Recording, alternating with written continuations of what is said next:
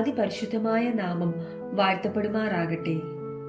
വലിയ നോമ്പിന്റെ നവ്യ അനുഭവങ്ങൾ ജീവിതത്തിൽ കോർത്തിണക്കിയതായ ഒരു നോമ്പ് കാലം കൂടി നമുക്ക് സർവശക്തൻ ദാനമായി നൽകിയിരിക്കുന്നു. നോമ്പ് കാലം ഒരു കണ്ടെത്തലിന്റെ കാലമാണ്. സ്വയം കണ്ടെത്തുക, സകല പാപങ്ങളും ക്ഷമിച്ച് നമ്മെ മാറോടണയ്ക്കുന്ന ദൈവസ്നേഹം കണ്ടെത്തുക. അപ്പോഴാണ് നാം ദൈവമക്കളായി തീരുന്നതും നോമ്പുകാലം രക്ഷയുടെ നാളുകളായി പരിണമിക്കുന്നതും. അങ്ങനെ നാം നടത്തിയതായ യാത്രയുടെ 43-ാം ദിനത്തിലേക്ക് ഇന്ന് പ്രവേശിച്ചിരിക്കുന്നു. ഇന്ന് ഹോശാന ഞായർ. ഇന്നത്തെ തിരുവചന ധ്യാനത്തിനായി തിരഞ്ഞെടുത്തിരിക്കുന്ന വേദഭാഗം വിശുദ്ധ മർക്കോസ് എഴുതിയ സുവിശേഷം 11-ാം അധ്യായം 1 മുതൽ 11 വരെയുള്ള വാക്യങ്ങളാകുന്നു. വിടുതലിന്റെ ഓർമ്മ കൊണ്ടാടുന്ന പെസഹ പെരുന്നാളിനായി യെരുശലേം പട്ടണവും ദേവാലയവും ഒരുങ്ങി നിൽക്കുന്ന സമയം യേശു കർത്താവ് തന്റെ പരസ്യ ശുശ്രൂഷയുടെ അന്ത്യനാളുകളിൽ നടത്തിയ യാത്രയാണ് ഈ വേദഭാഗം നമുക്ക് വരച്ചു കാട്ടുന്നത്. സമൂഹത്തിന്റെ കാത്തിരിപ്പിന്റെ പൂർത്തീകരണം കൂടിയായിരുന്നു ഈ യാത്ര. യേശുക്രിസ്തുവിന്റെ പരസ്യ ശുശ്രൂഷയുടെ കാലഘട്ടം എന്നത് ഒട്ടും വ്യത്യസ്തമായിരുന്നില്ല. റോമൻ ഗവൺമെന്റിന്റെ അടിമനുഖം സൃഷ്ടിച്ച പ്രത്യക്ഷവും പരോക്ഷവുമായുള്ള അടിച്ചമർത്തലുകൾ, ദരിദ്രനെ അധികം ദരിദ്രനാക്കുന്ന ഒരു സാമൂഹിക പശ്ചാത്തലം, വ്യക്തിയെ ചൂഷണം ചെയ്ത മതനേതൃത്വത്തിന്റെ അടിച്ചമർത്തൽ, ഇതിന്റെ എല്ലാം മധ്യത്തിൽ രക്ഷയ്ക്കായുള്ള അതിയായ ആഗ്രഹം ഉള്ളിൽ സൂക്ഷിച്ച ഒരു ജനസമൂഹത്തിന്റെ ദീർഘനാളുകളിലെ കാത്തിരിപ്പിന്റെ പ്രതീകമാണ് ഹോശന്ന വിളികളിലൂടെ നാം മുഴങ്ങി കേൾക്കുന്നത്. പുതിയ നിയമത്തിലെ 4 സുവിശേഷങ്ങളിലും ഒരുപോലെ രേഖപ്പെടുത്തിയിരിക്കുന്ന ഒരു വേദഭാഗവും യാത്രയുമാകുന്നു നാം ഇന്ന് വായിച്ചു കേട്ടത്. ഈ യാത്രയിൽ യേശു തനിച്ചായിരുന്നില്ല.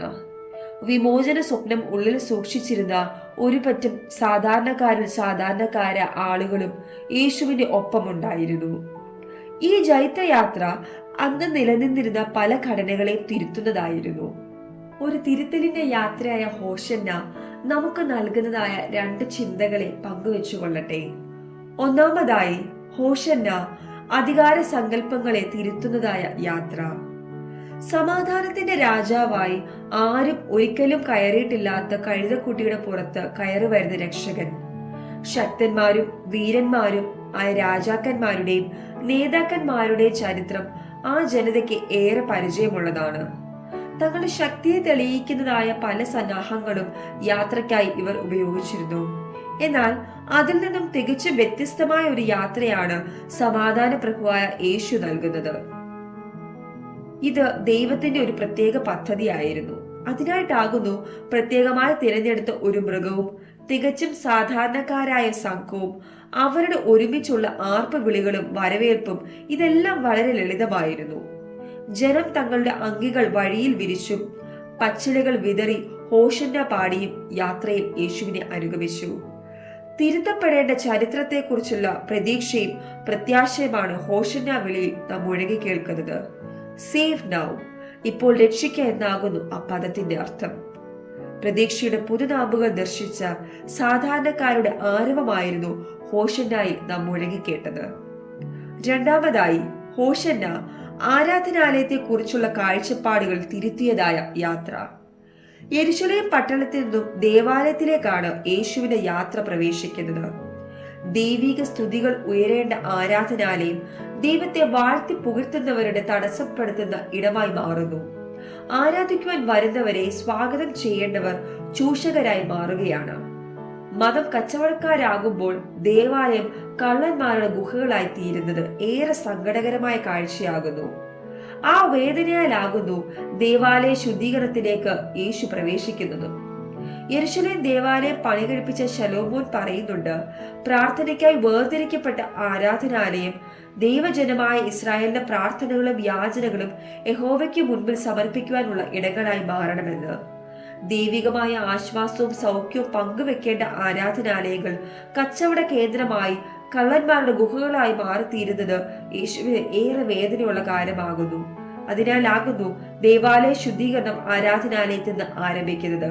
ഈ ആരാധനാലയത്തിൽ നിന്ന് ആരംഭിക്കുന്ന ദേവാലയ ശുദ്ധീകരണം നമ്മുടെ ജീവിതത്തിലേക്കും പ്രവേശിക്കേണ്ടതാണ്. അപ്രകാരം ഒരു നവീകരണത്തിന്റെ അനുഭവത്തിലേക്ക് നാം പ്രവേശിക്കണം. ദേവാലയ പ്രവേശനത്തോടെ കർത്താവ് തിരുത്തുന്നത് ഇങ്ങനെയുള്ള ഒരു ഘടനയെ കൂടിയാകുന്നു. ഹോശന്ന കേവലം ഒരു ആരവം മാത്രമായിരുന്നില്ല, ക്രിയാത്മകമായ ഒരു ഇടപെടൽ കൂടിയായിരുന്നു. രൂപാന്തരം സാധ്യമാകുന്നത് ശബ്ദ പ്രകടനത്തിലൂടെയല്ല, ആത്മാർത്ഥമായ ഇടപെടലിലൂടെയാണ്. ഹോശന്നയുടെ സന്ദേശം ഇന്നും വളരെ പ്രസക്തമാണ്. ആരാധനയുടെ അടിസ്ഥാന ലക്ഷ്യവും അർത്ഥവും വിസ്മരിച്ചുകൊണ്ടുള്ള പ്രകടനങ്ങൾ ഇന്നും തുടരുന്നു. ഇവിടെ ക്രിസ്തീയ സാക്ഷ്യം എന്നത് നിസ്സംഗമോ നിശബ്ദമോ അല്ല, ജീവന്റെ ആഘോഷവും ക്രിയാത്മകമായ ഇടപെടലുകളുമാണ്. യേശു കർത്താവിന്റെ ഹോശന്ന ജൈത്രയാത്രയെ നാം ധ്യാനിക്കുമ്പോൾ രക്ഷയുടെ അനുഭവക്കാരും വക്താക്കളുമായി ഈ സഭയിലും സമൂഹത്തിലും സാക്ഷ്യ ജീവിതം നയിപ്പാൻ ദൈവം നമ്മെ സഹായിക്കട്ടെ. അതിനായി നമുക്ക് പ്രാർത്ഥിക്കാം. കർത്താവെ, ഞങ്ങളുടെ ആരാധനാ ജീവിതവും ഞങ്ങളുടെ പ്രവർത്തനങ്ങളും അങ്ങ് തിരിച്ചറിയുന്നത് ആയി തീരണമേ. ആമേൻ.